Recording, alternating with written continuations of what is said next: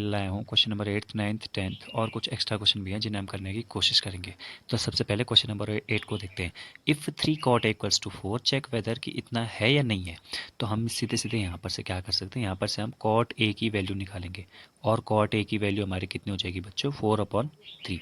अब हमें ये पता होना चाहिए कि cot a की वैल्यू कैसे, देखो यहाँ पे 3 था ना, वही जो 3 यहाँ पर लिखा यही 3 इधर पे निकल लिया हो, ठीक है। हमें पता हो जाए कि कॉट किसकी वैल्यू होती है। देखो अगर आपको पता है फॉर्मूला, पंडित बद्री प्रसाद हर हर बोले, मैंने आपको बताया था। अगर आपको पता है तो यहाँ से 10 का तो परपेंडिकुलर अपॉन बेस होता है, कॉट का बेस अपॉन परपेंडिकुलर हो जाएगा, ठीक है। तो ये क्या हो जाएगा, बेस अपॉन परपेंडिकुलर। इसका मतलब हमारा बेस कितना है, बेस है हमारा 4 और परपेंडिकुलर हमारा कितना है, 3 है। तो हमें हाइपोटेनस की जरूरत है इतना सब कुछ निकालने के लिए। तो एक काम कर लेते हैं, क्योंकि कॉस और साइन में तो चाहिए ना, 10 में तो चलो नहीं भी चाहिए तो भी चलेगा, बट साइन और कॉस के लिए चाहिए। तो एक बार क्या करते हैं, हाइपोटेनस हम लोग निकाल लेते हैं। तो हाइपोटेनस हम लोग कैसे फाइंड करते हैं, बेस का स्क्वायर प्लस परपेंडिकुलर का स्क्वायर इक्वल्स टू हाइपोटेनस का स्क्वायर। ये होता है ना हमारा फॉर्मूला, होता है पाइथागोरस थ्योरम। पाइथागोरस थ्योरम से हम यहाँ पे निकालेंगे। तो 4 का स्क्वायर 16, 3 का स्क्वायर 9, तो ये हाइपोटेनस का स्क्वायर यानी कि 25 आया मेरा हाइपोटेनस का स्क्वायर। और जब स्क्वायर को हम यहाँ से गायब करना चाहते हैं तो उसके गायब करने के लिए हमें यहाँ पर क्या लगाना पड़ेगा, रूट लगाना पड़ेगा। तो हाइपोटेनस कितना आ गया डियर, यहाँ से हाइपोटेनस आ गया 5, ठीक है। तो हाइपोटेनस हमारा आ गया 5। अब हम क्या करेंगे, अब हम यहाँ पर वैल्यू रखेंगे सबकी। तो 1 माइनस 10 स्क्वायर है, तो 10 स्क्वायर ए का मतलब क्या, 10 ए का मतलब क्या, कॉट ए का उल्टा 3/4, 3/4 का होल स्क्वायर, तो 9/16। देखिए मैं यहाँ पर पूरा लिख रहा हूँ ये, ठीक है। 9/16 मैंने डायरेक्टली लिख दिया, आप लोग समझिए इसे। 1 + 10 स्क्वायर है तो 1 + 9/16। अगर मैं यहाँ पर इसे सॉल्व करता हूँ तो 16 - 9 दैट इज 7/16 और 16 + 9 दैट इज 25/16। अब अपॉन में ये चीज़ कट जाएगी तो यहाँ पर कितना आ जाएगा, 7/25। देखिए अपॉन में ये चीज़ कैसे कट जाती है, अपॉन में ये जो नीचे वाला 25/16 है ना, ये ऊपर जाके मल्टीप्लाई हो जाता है। मैं ये कहना चाहता हूँ यहाँ पर, जैसे 7/16 था ना, इसको ऐसे रहने देंगे और 25/16 पलट के ऊपर 16/25 हो जाएगा। अगर सर क्या हो किसी में एक ही हो तो, एक ही नंबर हो तो ऐसा भी हो सकता है, तो हम नीचे पर खुद ही करेंगे उसे, ठीक है। 1 हम उसमें खुद लगाएंगे तो ये हमारा हो जाएगा, ठीक। तो इस तरह से 16 से 16 कैंसिल आउट हो गया हमारा और हमारा कितना आंसर आ गया, 7/25 आ गया, ठीक है। 16 से 16 कैंसिल आउट और 7/25 आ गया। अब ये बोल रहा है कि ये साइन स्क्वायर ए माइनस कॉस स्क्वायर ए माइनस साइन स्क्वायर ए के इक्वल है या नहीं है। तो साइन स्क्वायर ए कॉस स्क्वायर ए के इक्वल है नहीं है। तो सबसे पहले हम लोग निकालते हैं कॉस स्क्वायर ए। तो कॉस कॉस क्या होता है, बेस अपॉन हाइपोटेनस, और बेस कितना था इसका, तो इसका बेस भी देख लेते हैं। इसका बेस था 4, इसका बेस था 4 अपॉन हाइपोटेनस कितना था, हाइपोटेनस 5 था, तो इसका स्क्वायर, क्योंकि कॉस का स्क्वायर है ना, तो ये हो जाएगा डियर 16/25, ठीक है। यहाँ पे कॉस स्क्वायर ए की वैल्यू आ गई। अब हम बात करेंगे, कॉस स्क्वायर ए तो हमारा पास आ गया, बट हमें साइन स्क्वायर ए की अभी वैल्यू चाहिए। तो साइन स्क्वायर ए का वैल्यू 3/5, इसका होल स्क्वायर, तो 3 का स्क्वायर 9, 5 का स्क्वायर 25, ये हो गया। अब हम इन दोनों को सब्ट्रैक्ट करेंगे, तो लिखूंगा मैं यहाँ पे कॉस स्क्वायर ए माइनस साइन स्क्वायर ए। तो ये लिखता हूँ यहाँ पर मैं कॉस स्क्वायर ए माइनस साइन स्क्वायर ए, तो हो जाएगा 16/25 माइनस 9/25, दोनों में 25 है, तो हो जाएगा 7/25। सही, मेरा करेक्ट आंसर है। तो बोल रहे हैं कि ये है कि नहीं है इक्वल, तो हाँ ये इक्वल आया, ठीक है। चलते हैं नेक्स्ट क्वेश्चन की तरफ। देखिए A B C right angle B if 10 equals to 1/√3 find the value of. देखिए ये क्वेश्चन भी सेम उसी तरह का है, तो इसलिए मैं पूरा तो नहीं बताऊंगा इसे सॉल्व आप लोग भी तो करेंगे, ठीक है। और जब तक इसे मैं बताऊंगा तब तक आप लोग को उतना ज़्यादा आएगा भी नहीं है, ये बात याद रखना। आप लोग खुद सॉल्व करेंगे तो ही आप लोगों को अच्छे से क्लियर होगी चीज़ें। ए सी राइट एंगल एट बी पे बोला, तो 10 इक्वल्स टू 1/√3। अब 10 का मतलब क्या होता है, perpendicular upon base.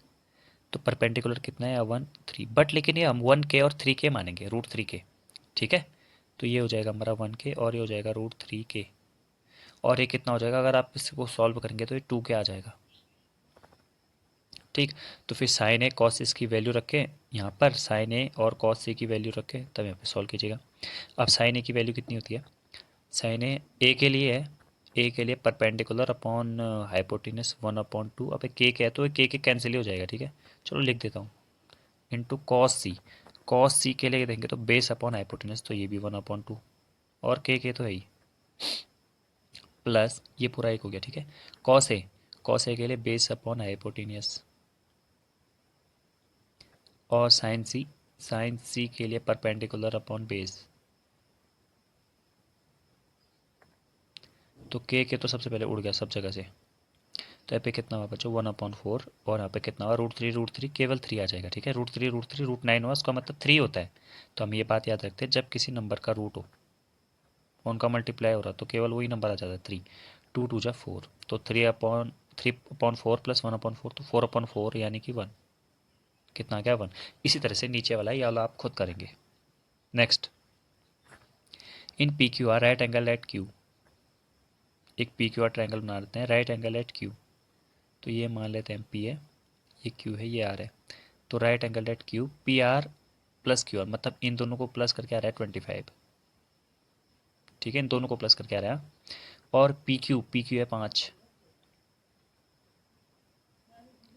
P R plus, अच्छा P R plus Q are है ना, पी आर प्लस इन दोनों को प्लस करके आ रहा है 25। तो determine the value of sign P cos P tan P, तो निकालते हैं, ठीक है। अब पी क्यू 5 दे रखा है, फिक्स हो गया। अगर मैं बोलता हूँ कि ये एक्स है, देखो इन दोनों को प्लस करके आ रहा है 25, तो ये कितना आ जाएगा 25 माइनस एक्स। देखो दोनों को प्लस करके अगर मान लेते हैं हम कि 10 आ रहा है, ठीक है, दोनों को प्लस करके अगर 10 आ रहा है तो हम क्या कर लेंगे, 10 में से सब्ट्रैक्ट करके वैल्यू निकालेंगे।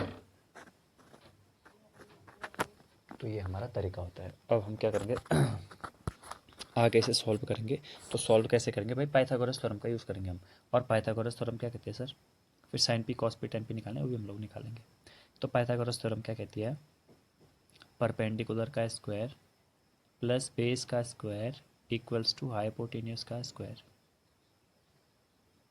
तो यहाँ पर सेम से सॉल्व करेंगे तो 5 का स्क्वायर हो जाएगा हमारे पास 25,